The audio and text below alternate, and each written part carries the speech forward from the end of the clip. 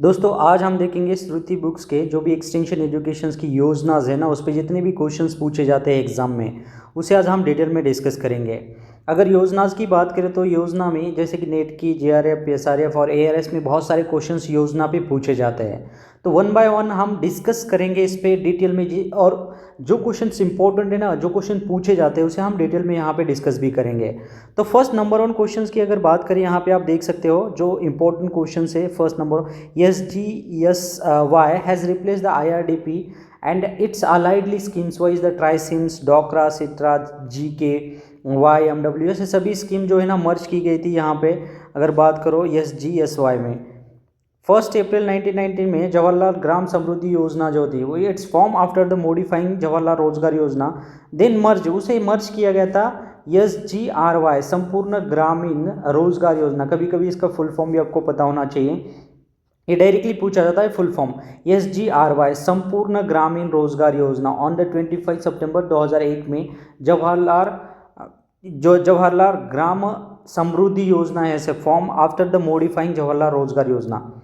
उसके बाद में है 1999 में Annapurna Yojana for providing the food security to the senior citizens में। सीनियर सिटीजन मतलब क्या है कि जो लोग रिटायर हुए आफ्टर 60 ईयर में, 60 साल के बाद में जो लोग रिटायर है, जिनके पास में बेसिक नीड कंप्लीट करने के लिए कुछ मतलब जो कर कंप्लीट नहीं कर सकते बेसिक नीड, उनको प्रोवाइड करना है सीनियर सिटीजन्स को। उसके बाद में 25 दिसंबर 2000 में प्रधानमंत्री ग्राम सड़क योजना स्टार्ट की गई थी। ये बहुत ही सक्सेसफुल योजना है, इंडिया में सबसे अगर सक्सेसफुल योजना है ना यही है, प्रधानमंत्री ग्राम सड़क योजना। अटल बिहारी वाजपेयी ने इस पर बहुत ज़्यादा फोकस किया था। जो भी ग्राम मतलब विलेज एरिया है जहाँ पे रोड की कनेक्टिविटी नहीं है, तो यही एक योजना थी जो कि ग्राम को या विलेज को कनेक्ट करने में बहुत ज़्यादा हेल्पफुल हुई थी। और ज़्यादातर जितने भी विलेज एरिया है जो बिल्कुल कनेक्टेड ही नहीं है सिटी से, उनको इससे यहाँ पे कनेक्ट किया गया था। और जो रोड की फैसिलिटीज़ प्रोवाइड की, वो क्वालिटी भी बहुत ही बेटर क्वालिटी के रोड्स थे वहाँ पे, और अच्छी तरह से कनेक्ट भी किया गया था। एवरी विलेज को कनेक्ट किया गया था इस योजना, और ये इंडिया की सबसे सफल योजना में से एक है। 25 दिसंबर 2000 में से स्टार्ट किया गया था, एंड अटल बिहारी वाजपेयी वहाँ उस टाइम में प्राइम मिनिस्टर थे अपने इंडिया के। तो ये छोटी छोटी चीज़ें हैं, इन पे डायरेक्टली क्वेश्चंस पूछा जाता है कभी कभी, आपको ये याद रखना है बेसिक चीज़ें। दिसंबर 2000 में Antyodaya Anna Yojana launched for the 1 crore BPL below poverty line में families covered under the TPDS target public distribution systems and providing ₹2 per kilogram for the wheat and 3 per kilogram for the rice। उसके बाद में है 25 सितंबर 2001 में संपूर्ण ग्रामीण रोजगार योजना स्टार्ट किया गया था। वहाँ पे अगर बात करो आप, सेंट्रल गवर्नमेंट स्टेट गवर्नमेंट का रेशियो था संपूर्ण ग्रामीण रोजगार योजना, ये इम्प्लॉयमेंट के लिए थी। ये आपको सिंपली याद रखना है। जो रोजगार है ना, जैसे नरेगा है, नरेगा मैंने आपको बताया नरेगा है, और उसके बाद में रोज़गार आ गया, तो रोज़गार आता है, ये वर्ड आपको पता होना चाहिए एम्प्लॉयमेंट के लिए। जो रूरल एरिया के लोग हैं उनको एम्प्लॉयमेंट फैसिलिटीज़ प्रोवाइड करना, यही इनका पर्पज़ था। और इसमें जो रेशियोज था वो 75% provided the fund to rural area. जो ग्रामीण जो लोग हैं उनको अगर काम करना है, 75% fund provided by the central government and the state government 25%। उसके बाद में अगर बात करें हम संपूर्ण ग्रामीण रोजगार योजना, जिसके कि जवाहरलाल ग्रामीण जो ये योजना है GSY और EAS, इन दोनों को मर्ज करके ये योजना बनाई गई थी। Centre provides food grain to the state and free of cost, ये भी चीज़ें आपको याद रखना है। इंफ्रास्ट्रक्चर डेवलपमेंट के बेसिक इंफ्रास्ट्रक्चर, रूरल इंफ्रास्ट्रक्चर्स हो या विलेज के इंफ्रास्ट्रक्चर्स हो, इनको कैसे डेवलप करना है, इस पर भी काम किया गया था। और इस पर हम शॉर्ट में जो योजनाएं बनाई गई थी सेंट्रल गवर्नमेंट में, वो यहाँ पे डिटेल में डिस्कस करेंगे। नंबर 1 है, after the debacles of the training and visit systems in India, the world Bank took fresh initiatives by the financings national agricultural technology project start किया गया था। Objectives of national agriculture technology project is a research and extension should be farmers driven. देखिए research, जो चीज़ें यहाँ पे field laboratories में हम जो भी रिसर्च करें वो डायरेक्टली एक्सटेंशन के थ्रू फार्मर के पास में जाना चाहिए। That is the main purpose of the NATP, नाट का वही पर्पस था, डायरेक्टली फार्मर को provided every information regarding to agricultural और डिसीज पेस्ट मैनेजमेंट, जो भी है क्रॉप मैनेजमेंट के रिलेटेड, जो भी फार्म के मैनेजमेंट में, directly provided to the farmers, directly touch with the farmer, directly connect with the farmers and farmer के एक्चुअली सॉल्व द फार्मर के farm problems, also solve the personal as well as the farmer के farm के problems को भी solve करना, यही इनका purpose था। उसके बाद में द एजेंसी, यहाँ पे अगर सेकंड की अगर बात करोगे, the main agency that started, the agency responsible for policy making and activities for organisations and management of NAT at national level is a national steering committee. उसके बाद में है national steering committee chair by the director general of ICAR। आर्टिक agriculture technology information centre is a component of NAT का component है। देखिए agricultural technology information centre का भी मेन पर्पस था to provide the informations regarding agricultural and pest and disease management, everything regarding agriculture के जितने भी प्रैक्टिसेस है वो provided to the directly farmers. The informations transfer from laboratory या research stations to directly farmers, या farmer के field पे ये डायरेक्टली इन्फॉर्मेशन जाने। आर्टिक का भी मेन वही पर्पस था। आर्टिक जो बनाया गया था agricultural transfer of information, transfer of technology information centre. उसके बाद में single window systems of a technology delivery from SAU and ICAR to farmers is associated with the आर्टिक। देखिए सभी टेक्नोलॉजी ड्राइवन, जो टेक्नोलॉजी न्यू टेक्नोलॉजीज है agriculture के related, crop है, वेराइटीज़ है, कोई न्यू टेक्नोलॉजीज लॉन्च हुए, जो भी चीज़ें हैं जो न्यू यहाँ पे हम एग्रीकल्चर में है, वो सभी चीज़ें डायरेक्टली प्रोवाइड करना फार्मर के साथ में। The body responsible for policy making and decided on the activities of ATICs is the site management committee. आर्टिक were set up in India in the year 1998 में बाय ICAR ने इसे सेटअप किया था और फंडेड भी ICAR ही है। ICAR ही इसे फंड करता है, ICAR के अंडर में ही ये सभी चीज़ें काम करते हैं। Initially the number of Arctic setup in India 44 है, अभी इंक्रीज़ हुआ है ज़्यादा, मतलब अभी अगर बात करें तो बहुत सारे आर्टिक्स अभी स्टार्ट किए गए हैं न्यू। आर्टिक are under the administrative control of deputy director extension ICAR। Next ये सबसे इम्पोर्टेंट पॉइंट अब हम डिस्कस करेंगे, इम्पोर्टेंट है IVLP institute village linkage programme. इस पे डायरेक्टली क्वेश्चंस पूछा जाता है 1995 में, institute village linkage programme. This is very very important, always questions asking on this topic also, they are asking the questions will be definitely asking the full form and when was started the IVLP. Year is also important. IVLP uses the concept of agroecosystems analysis. IVLP comes from the technology assessment and refinement. बहुत important है ये चीज़ें जो है ना, directly इस पे questions पूछा जाते हैं, आपको इसको फाइंड आउट करना है। अगर आपके पास में बुक्स वगैरह हैं नोट कर लीजिए इस क्वेश्चंस को।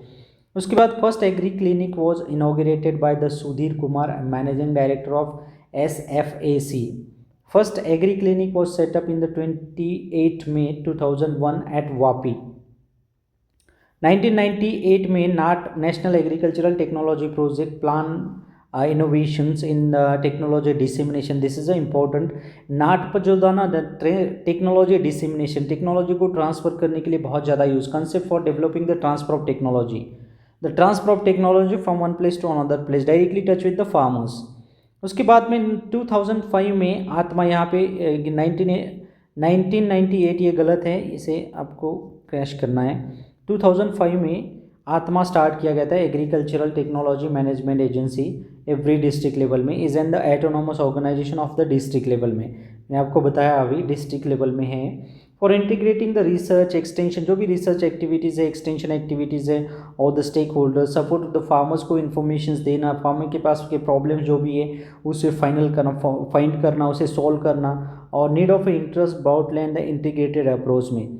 आत्मा का मेन पर्पज़ है कि ट्रांसफ़र ऑफ टेक्नोलॉजी करना, जो भी ICAR के थ्रू रिसर्च सेंटर में, ARS में जो भी हमारे टेक्नोलॉजीज है, न्यू इन्फॉर्मेशन से वो डायरेक्टली फार्मर को प्रोवाइड करना, that is the main purpose of the आत्मा। आत्मा is registered body responsible for technologies dissemination at the district level में। और एक बात हमेशा याद रखना है आपको, आत्मा इज़ अ डिस्ट्रिक्ट लेवल में ही होता है। One district that is one आत्मा, वन डिस्ट्रिक्ट इज़ 1 KV के, ये आपको पता होना चाहिए। ये सेंट्रल गवर्नमेंट का एक प्रोजेक्ट ही था, फर्स्ट सेंट्रल गवर्नमेंट का मेन टारगेट भी था यहाँ पे। इनिशियली आत्मा was introduce in 28 districts of the 7 state में। इससे पहले इनिशियली मतलब स्टार्टिंग यहाँ से स्टार्ट किया गया था 28 डिस्ट्रिक्ट ऑफ द 7 स्टेट में। अभी तो एवरी डिस्ट्रिक्ट में आत्मा कंपलसरी कर दिया गया। ATMA organisational structure consisting of governing bodies and management committees also.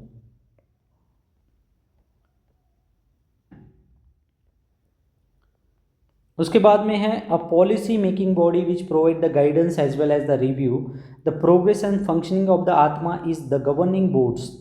आत्मा governing board is the advisory body. Member of governing body, member of governing body is the 16 members appointed for the 2 years.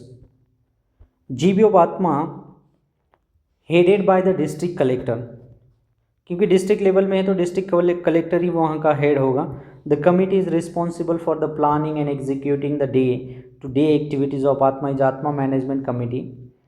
AMC is headed by the project director. Member of AMC are 12 members.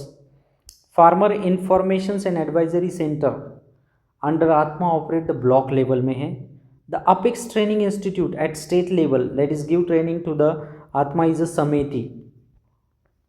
उसके बाद में 2004 में आत्मा जो है वो आत्मा की अगर बात करें, मैंने अभी हमने डिटेल में डिस्कस, आत्मा इज 2005 में स्टार्ट हुआ था। उसके बाद में नरेगा की बात करें ना, नरेगा ये योजना जो थी नरेगा, ये भी 2005 के एक्ट के अनुसार 2006 में इसे स्टार्ट किया गया था। 2005 टू 2006 में आप इसे याद कर सकते हो, यहाँ पे फाइंड कर सकते हो जो बेसिक चीज़ें हैं।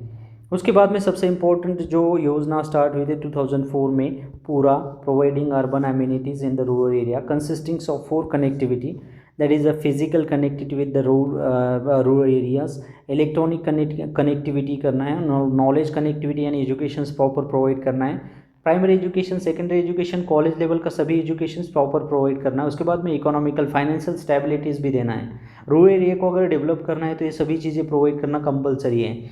That is a physically education से कनेक्टिविटी होनी चाहिए, इलेक्ट्रॉनिक कनेक्टिविटी और टेलीकम्युनिकेशंस कनेक्टिविटी होनी चाहिए। नॉलेज के साथ साथ में education, proper quality of education वहाँ पे प्रोवाइड करना विलेज एरिया में, और फाइनेंशियली असिस्टेंट भी उनको प्रोवाइड करना है। Started by the APJ Abdul Kalam, बहुत ही इंपॉर्टेंट योजना है। 2004 में जब डॉक्टर APJ अब्दुल कलाम वहाँ पे इंडिया के प्रेसिडेंट थे, उस टाइम में यहाँ पे बहुत ज़्यादा फोकस किया गया था PURA providing urban amenities in the rural area. जो फैसिलिटी अर्बन एरिया में है वही फैसिलिटीज़ रूरल एरिया में होनी चाहिए, that is the main purpose of PURA. 14 नवंबर 2004 में national food for work programme, 7 सितंबर 2005 में national rural employment guarantee acts, जिसे हम क्या बोलते हैं, नरेगा,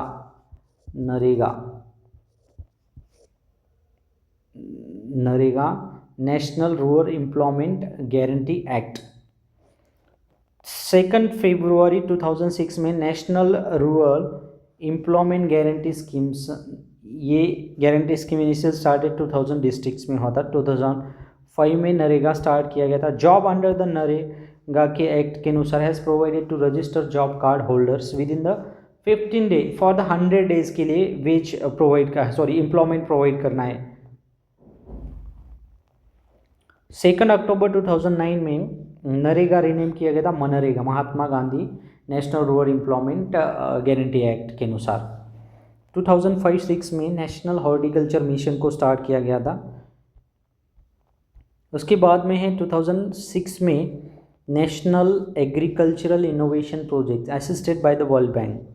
अगस्त 2007 में national food security mission start किया गया। The basic operational unit for the rural development is a block level. The basic unit of PRI participatory rural, PRI ग्राम सभा, पंचायत राज इंस्टीट्यूशंस, सॉरी ये जो है ना panchayat raj basic unit panchayat raj institution से, ये panchayat raj institutions this is important. Basic the gram sabha is important है, point to be remember. यहाँ पे आपको फोकस करना है कि under the ministry of rural development comes NIRDP का parts and MNREGA is there. Department of rural development under the government of India started in 1931 में।